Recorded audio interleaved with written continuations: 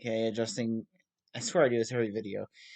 Anyway, so like I said a few days ago, I would be reviewing The Doors.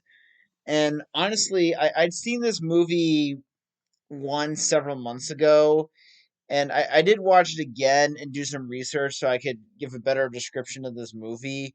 Um, yeah, like I said on Twitter, I'm not gonna have as many flowery things to say about this movie. I do have some good things, okay? Um, So I think the first thing I would like to mention is that The Doors is a biopic on, well, The Doors. This rock band from the mid '60s to the early '70s. Uh, specifically, the movie specifically focuses on the frontman Jim Morrison. It's really more about Jim's life. But then again, since he was the leader of the band, obviously it. So the movie kind of follows the band's life, the crazy times of Jim Morrison up until his untimely death in 1970.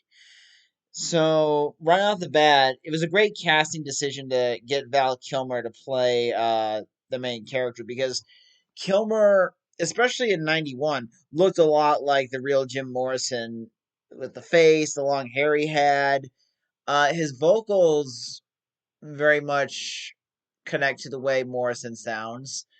And in fact, there are even bandmates that had said that when they would see Kilmer on set or when they would listen to his vocal tracks compared to Morrison, they'd have a hard time telling the difference. His own bandmates couldn't tell the difference between their old friend's voice and some rando playing him in a movie.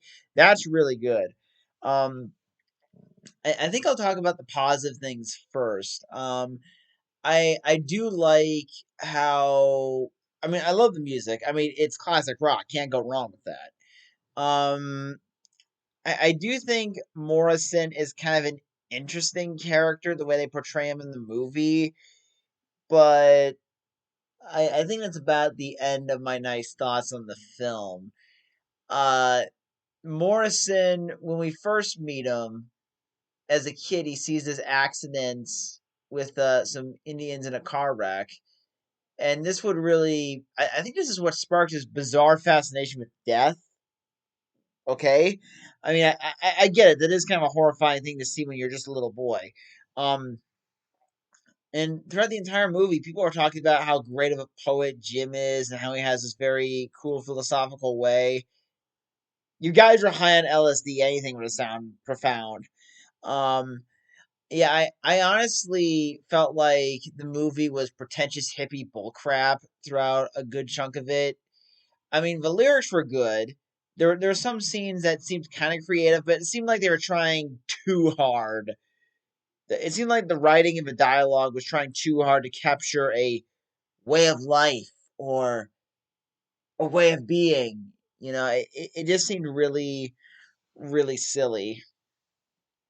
And another problem I have with the movie is that while Val Kilmer's performance does keep you engaged throughout it, I had a hard time rooting for this character once he started to go down the dark path. And for those of you who know Jim Morrison's life, he became a drug addict, an alcoholic, overweight, and he eventually died at the age of 27.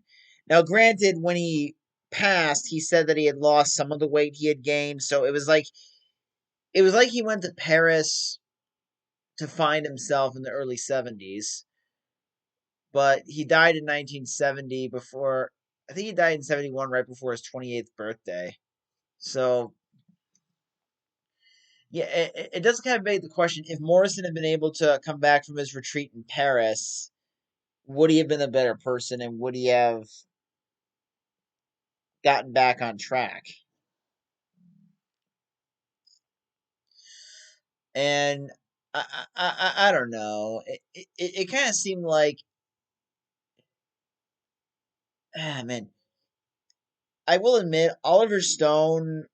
This movie drew some criticism for some of the controversial scenes, and even some of the bandmates complained that the movie was caught more on the aura and the legend of Jim Morrison and didn't really focus on the more positive elements of him. They just wanted to focus on the risque wild side. And this isn't the first time that a biopic kind of misrepresented the main character. The members of Queen complained that Bohemian Rhapsody failed to show Freddie's playful sense of humor and his more charismatic side. So although at least with Bohemian Rhapsody, eh, I mean, at least Freddie Mercury was more sympathetic and more likable than Morrison.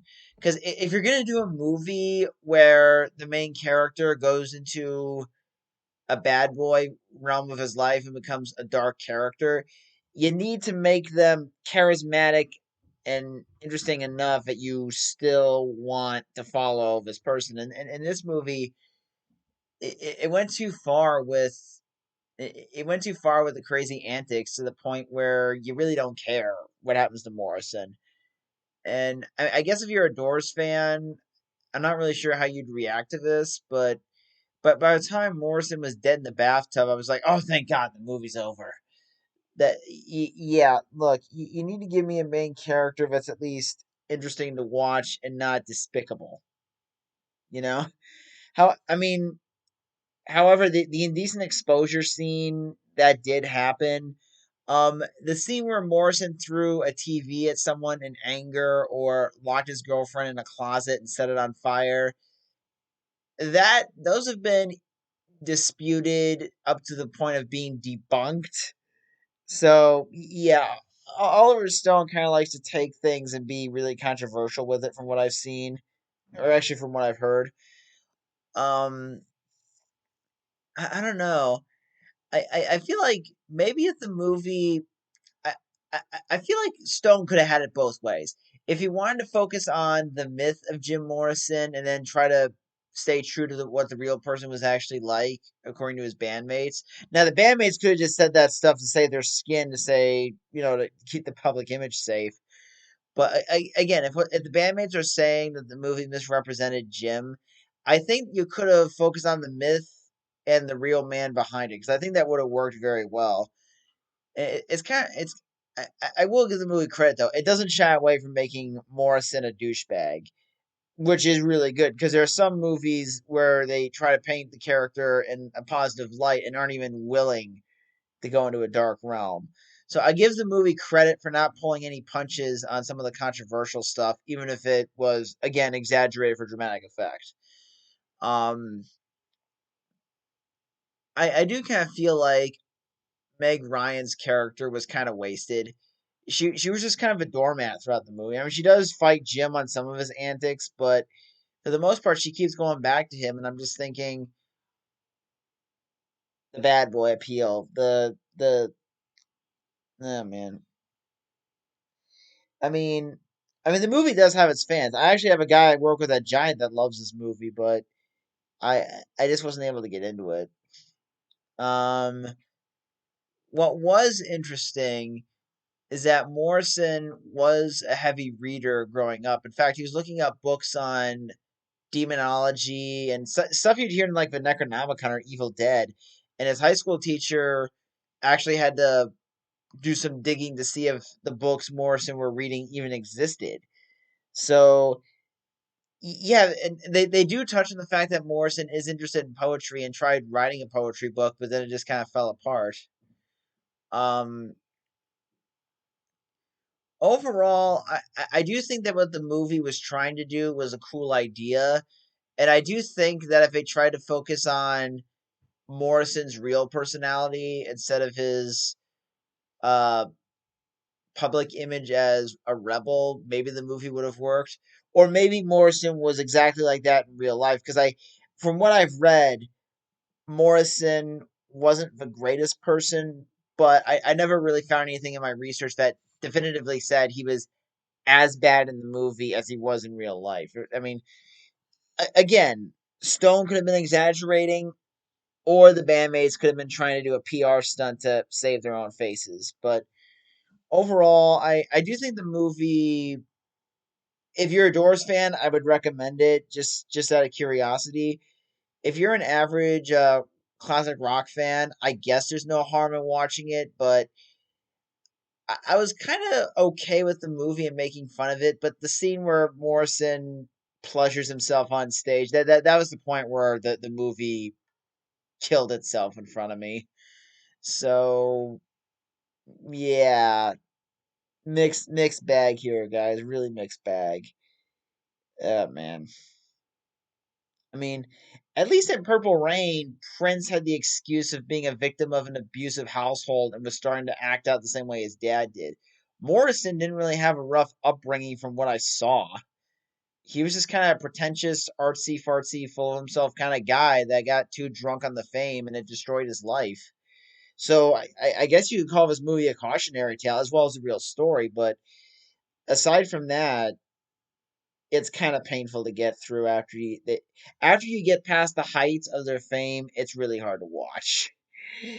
So that's all I really have to say about the movie. I will post my cover of Even Now by Bob Seger next week, and I'm not sure what I'm going to review, but hopefully I'll have better things to say about the next movie. So see ya.